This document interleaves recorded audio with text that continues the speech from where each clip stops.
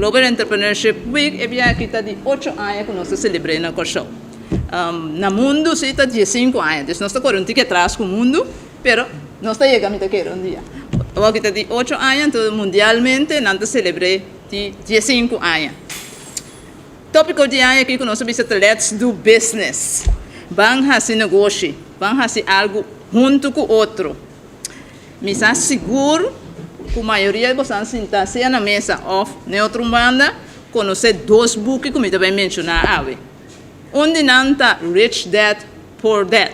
Pensa que me vira o nós está sacudindo a cabeça. Rich Dad, Poor Dad. E de dois, me quer provavelmente a maioria de pessoas tem, mas provavelmente não está vendo um book ou capítulo só. Esse é a Bíblia. Quase seguro a maioria de nós vê na Salmo ou Provérbio. E dois books não tem a ver com entrepreneurship. Não dois papéis over de tomar risco, tomar decisão. Se você sabe Rich Dad, Poor Dad, e não botar hanha, não conhecer, botar hanha que o autor está conta over de dois personagens. Um que estava pensa sempre tem escassidade, não tem hope, não tem abundância, ante outro estava pensa anche que não tem abundância, lo me pode algo para me ganhar mais. Pensei em Global Entrepreneurship Week, o que nós queremos é aí que está, bisa tu rende, tanto nos partners não, estão que trabalham junto com nos partners não, tu não tem risco, purba algo novo, purba algo que não purba nunca. Então em Global Entrepreneurship Week, nós te ajudamos também.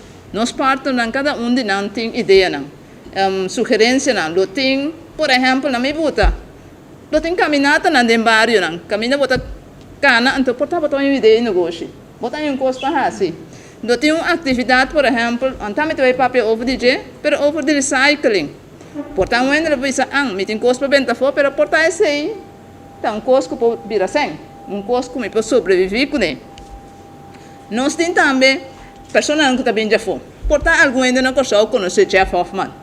Se você não conhece, provavelmente você usa um produto de G.